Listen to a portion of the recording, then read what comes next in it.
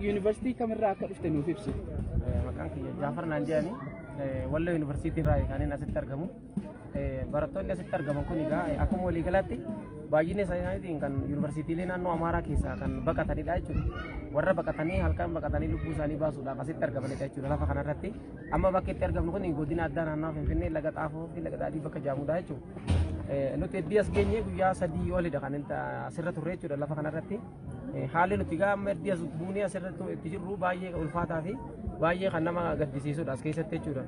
Maaliif nuti jalqabas barnootaaf kan manaa baane barnoota barannee of jijjiirree biyya jijjiirraa jenneetu kan manaa baane garuu aabaanu malee akka baaneef nuun taane sababoonni akka baaneef nuun taasisne baay'eetu jiru.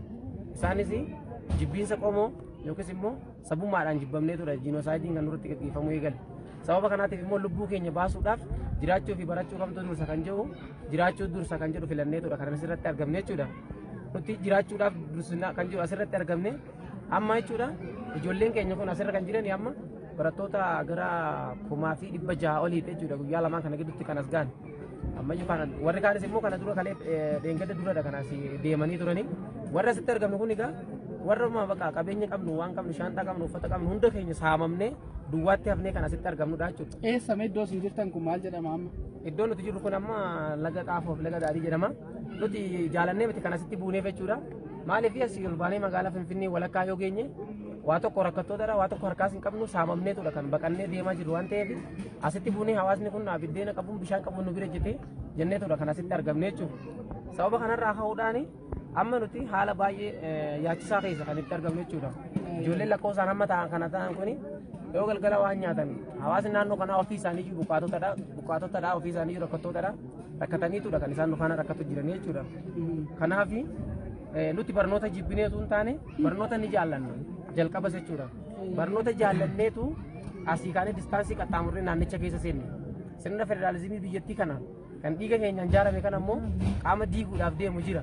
Qaama diiguuf deemu sana cinaa dhaabbannee biyya keenyan diignu jennee dhufnee as dhaabbannee mootummaa qaamnaa formaata akka nuu kaa'uuf jenneetudha kan asitti argamne jechuudha. Qaamni mootummaa asitti dhufee isin gargaaruudhaaf yookaan isin bira dhaabachuudhaaf argame jira amma ammaatti. Amma yoonaatti gaa nuti mootummaan asitti dhufee formaata tokko nuu kaa'a jenneetu kaa'amdannee turre garuu amma yoonaatti qaamni mootummaa kamillee dhufee asitti kan nu bira dhaabbatee maal rakkattanii eessaa deemtu maaliif as teessu kan nuun jedhe tokkollee hin jiru jechuudha nama baay'inni isaa hammanatti tilmaamamu kana jechuudha.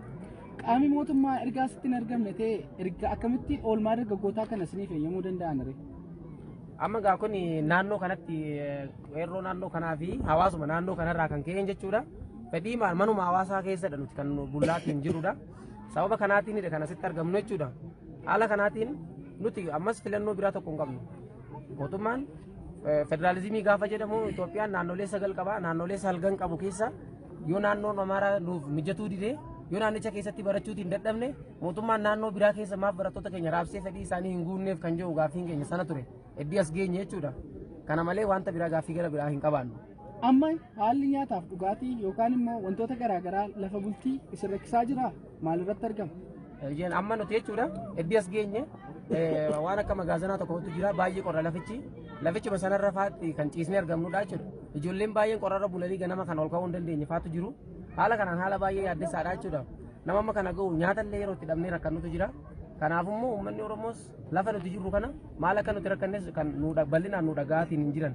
Ammayyuu dabalataan immoo bal'inaan akka nu dhaga'an barbaannaa jechuudha. Rakkoon keessan inni cimaani maali? Rakkoon keenya inni cimaani miidhamneerra ajjeefamneerra jiinoosaaydiin naannoo Amaaraa keessatti nurratti gaggeeffameera. Warri kaan obboloota qaqqaalii obboloota lubbuu isaanii garmalee jaallannu kan of biraatii dhabne barattoota baay'ee qabxii gurguddaa galmeessuu danda'an kan boru biyya kanaaf bu'aa qabaachuu danda'an of biraatii dhabne of biraa dhabnee immoo jiraachuu of amanuu dadhabneetu kan asitti argamne jechuudha. Gochichi yuunivarsiitii naannichaa keessatti raawwatamu kuni gochicha guyyaa isaatii namni ijaan harku raawwatamu miti. Heddii namni rafee halkan namni rafee irratti kan raawwatamudha jechuudha. Baay'ee kan achuma keessa tuttumaaf iyyuu kan nama amansiisnedha jechuudha. Kan nagaani qaba jedhamu hin jiraatu jechuudha. Garuu amma yoonaatti waan nama dhibuu nuti achi keessaa baaneerraa garuu immoo kan isaanii walitti deebisaniitiin kan isaan barsiisaatiin jiranidha jechuudha. Ijoollee naannicha keessatti ijoollee saba Amaaraa fi kan biraa jechuudha. Garuu ijoolleen Oromoo immoo amma yoonaatti dararamaa fi gidirama keessa jiru jechuudha. Warri kun achii baanii biyya keessa galanii nuti immoo waan biyya keessatti hin gallu dhabnee kufnee asitti karaa kanarratti hafneetudha kan asitti argamu. Dhaamsa isin mootummaaf yookaan uummata Oromootiif dhaamuu barbaaddan maalidha? Nuti yaa'u akka saba Oromoo tokkotti mootummaan kan biyya gaggeessaa jiru jaallannes jibbines Oromoodha. Oromootu biyya gaggeessaa jira. Ajandaa kaleessa diinni baatee deemu Oromoon biyya gaggeessuu hin danda'u, bulchuu hin danda'u. Kaleessa jedhan sana mirkaneessuudhaaf diinni har'a shira xaxaa jirti. Shira xaxamu kana keessatti immoo lubbuun keenya akka fidaan taane mootummaan ammas lubbuu lammiilee keenyaa naannicha keessatti wareegamaa jirtu sana dhaqqabee naannicha keessa akka nuuf baasu kan jedhudha. Uummanni Oromoo immoo ilmaan ishee, intala ishee, ilma ishee kan naannicha keessatti gidiraan irra gahaa jiru kana lubbuu isaa akka baraaratu, sagalee isaa akka dhageessisuun dhaamsa koo dabarsuu barbaada. Kallattiin gara fuulduraa maal fakkaata? Haala barnoota keessan itti fufuu ilaalchisee maalidha kan isinitti mul'atu? Nuti yaa'u barnoota keenya haalli nu mijaa'ennaan barnoota keenya hin barannaadha. Baay'een ijoollee keenya warra asitti argamnu kuni ijoollee waggaa 5ffaa, waggaa 6ffaa akkasumas immoo waggaa 4, 3 warra waggaa 1ffaa muraasadha. Hundi isaanii ijoollee warra barana giraajuweet kilaasii warra jedhamudha jechuudha. Hunduma kana immoo fedhiin keenya karaatti nu jala akka nafne karaa qaama mootummaatiin ergaan guddaan dabarsuu barbaadu akka hubachiisaatti kaayyoon keenya kun akka nu jala hin fashaloofne, kaayyoon keenya kun ajandaa nuti qabannee baane kun akka nu harkaa hin banneef lammummaa qabuuf dhimma keenya kana nuuf dhimmamee akka nu biree jettee akka nu gargaaru jechuu barbaada. Dimshaashumatti